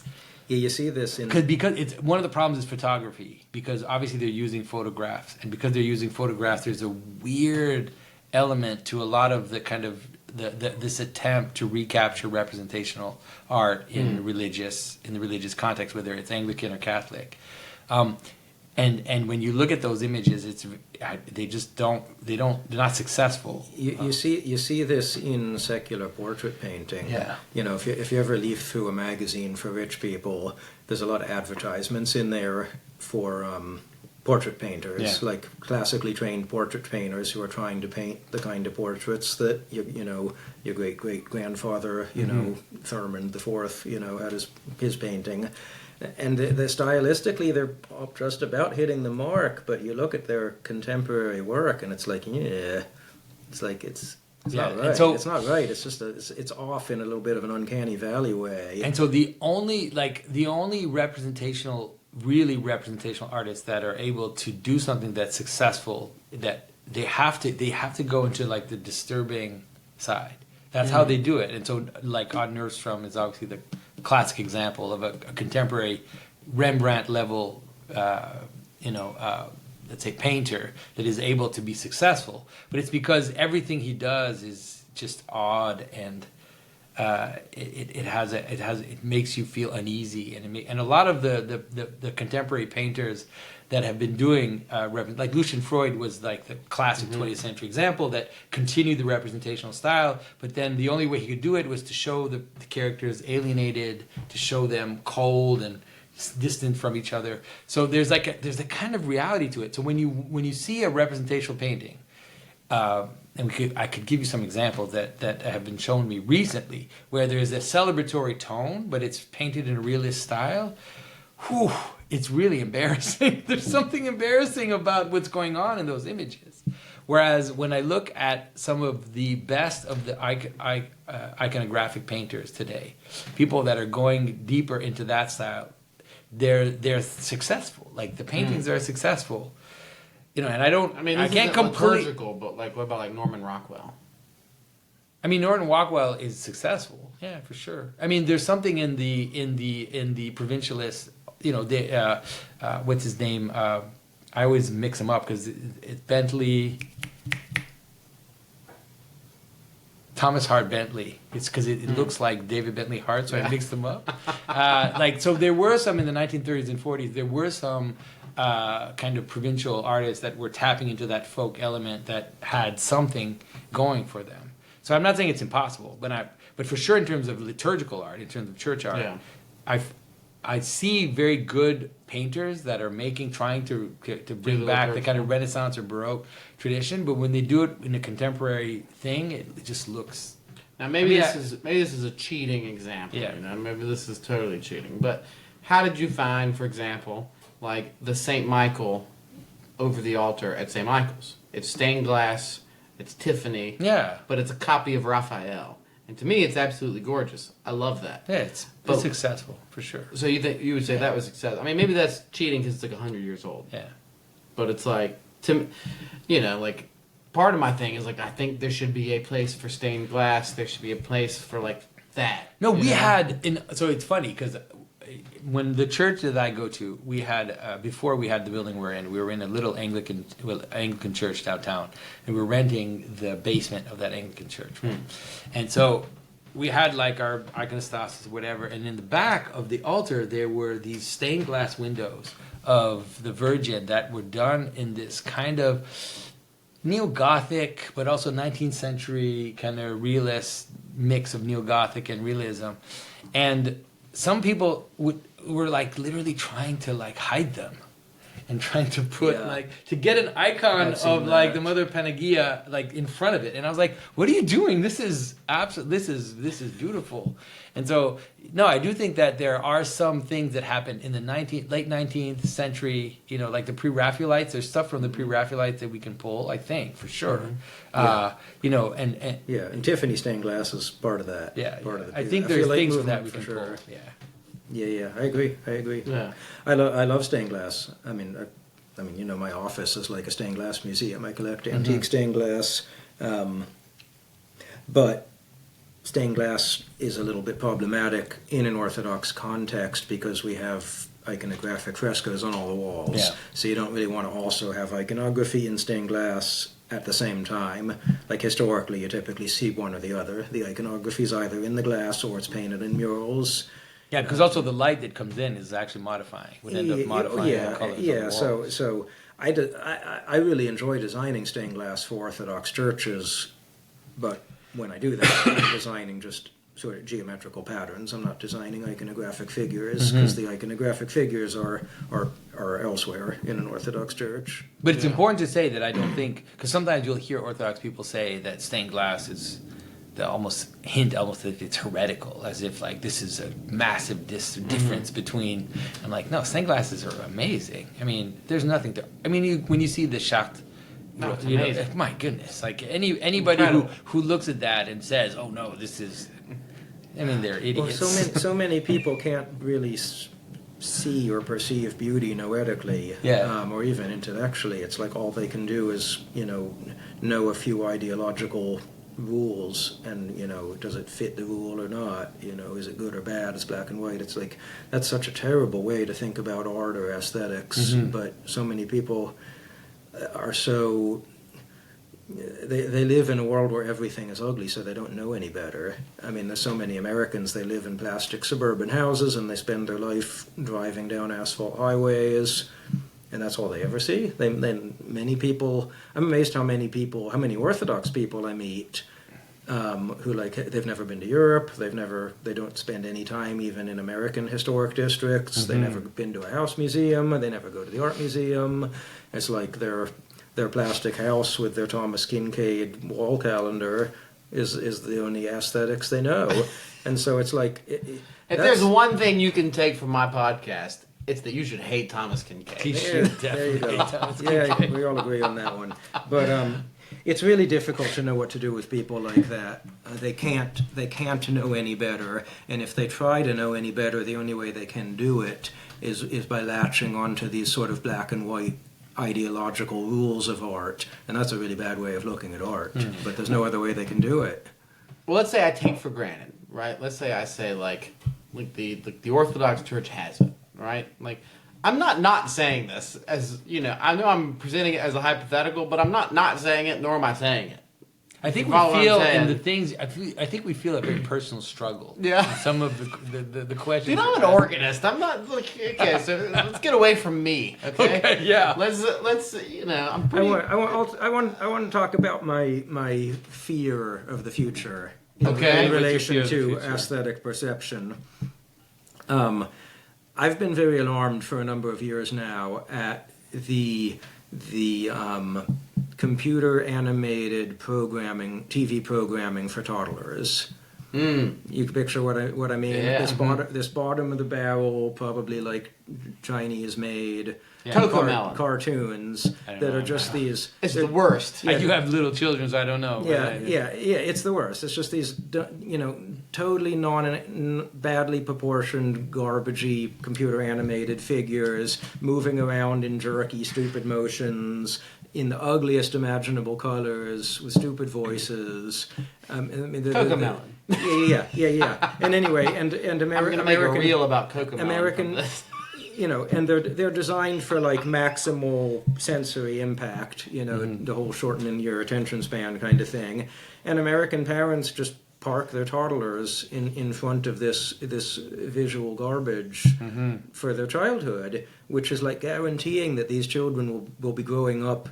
You know, not only does it ruin their attention span, which causes so much harm, but it ruins their ability to perceive normal aesthetics. You know, they're going to grow up thinking that, you know, these, you know, horrible saccharine candy colors and jerky movements are like how the world's supposed to look. And now I'm even more alarmed. Now we have AI-generated art that's becoming ubiquitous, like on your Facebook feed, and it's the same thing. Have you heard the music where they'll take like 50 Cent song and then do it like in the style of Motown? Wow. And it sounds good. Like, I hate how much I like how it sounds. Well, yeah, I mean, I'm not talking about the AI-generated art that's like really convincing and may have some merit. I'm talking about the vast majority of it that's total garbage. That you see all over the internet nowadays. You do an image search and half of what comes up is AI-generated imitations of I've the seen thing you're really looking billboards, for. like billboards. Yeah. You're like, oh my goodness. And the more of this low quality AI generated images people look at, the more they will be acclimated to accepting that as normal, as to how images can or should look, which means the general perception of beauty, the general taste of the population, I fear is going to go precipitously downward. It's not going to hurt you and me because we're people who guard our aesthetic taste. Like, we're very careful not to look at that offensive stuff. We're very careful to make sure we spend time in art museums and with old buildings constantly testing our perception against the good stuff. You know, there's always going to be a class of sensitive people who do that. Yeah. But don't you think keep their taste high? But I'm just worried that the general level of people's taste in the population as a whole is going to get even worse. Don't you think that there's also a hope that it'll bottom out? Because there's also a sense in which it's not real, it's not true. So if we believe that beauty is true, then if you push it all the way to the edge, then it will also create a hunger for true beauty. So the reason I did this interview with Russian enamellist. I don't remember his name, was Evgeny Baranov, I think. So I did this interview with this enamellist, and he grew up in Soviet Russia, you know, basically surrounded by brutalist crap, like just square buildings and everything. He had never seen an icon in his life. And then I think it was like when he was a young adult in his 20s, he went to his grandmother's house and saw an icon for the very first time. He'd never seen it. And he couldn't believe this. He didn't know what it was. He had no idea. He didn't know what it was. And so he started going around the villages looking for these images and trying to like find icons. Really? Yeah. And then he basically like learned about orthodoxy and iconography just out of pure hunger for this beauty. And then he became one of the best enamelists in the world. Maybe one of the best. And so, I mean, in some ways, I think that's true, but there is a way in which it's not going to win. It can't win because it's actually dead. It's not life-sustaining. I hope so. And the more the world moves towards the plastic, like, horrible crap, the more that, the buildings you design will shine, I hope so, too. That's my hope. And, I mean, in some ways, that's what we're doing. Like, the fairy tales we're doing, in some ways, we're totally going against the grain. Like everything we're doing is against the entire industry of children publishing. All the books are trash now. All the illustrations are trash. Everything is as low level as possible. All these weird flat like characters that and this and like try to simplify everything as much as possible to kind of appeal to the lowest common denominator. And we're kind of aiming up, but I believe that that's more true, and so I think that that's the only way forward. So that'll just shine through. Yeah, I think so. It's like the darker it is, the more if you light a candle, you're gonna see it. Well, my question was like, so some of the stuff I want to integrate that you thumb your nose up at because you don't like the Baroque, but some of this stuff. My question is, it's like. Let's say let's say the Orthodox is like, is it, and everybody else, they're all going to hell. I'm being slightly hyperbolic here, but for the sake of the argument, right? Then is the context for all of that, doesn't it necessitate the growth of a legit Western rite? Am I totally off on there? Like, if we want to say we shouldn't throw away all of the Tiffany stained glass and all of the organs and all of the Anglican chant and all of the Caravaggios, your favorite, then shouldn't there be? Put them in museums. No. I think your favorite thing. I think the problem is just maybe you're asking the question a little bit backwards. If you say like, doesn't the Eastern Orthodox Church have a responsibility to like figure out how to build Gothic churches and play organ music so that there's a home for all of you Western people? No, I think the answer is no. But if you phrase the question differently, it's like, if there are Western churches that have Gothic architecture and organ music, and they would like to be in communion with the Orthodox Church, should not the Orthodox Church open their arms and say, well, we welcome you into communion? The answer is yes. It's just, the Western Church already has all this great stuff. I think the Eastern Church is very willing and able to recognize that all that stuff can be good. It's just you have to be good in the way that allows you to be in communion with the Orthodox Church. It's like you sort out your ecclesiological problems so that the Orthodox Church can accept you as a manifestation of the true Church, and then all these problems are solved.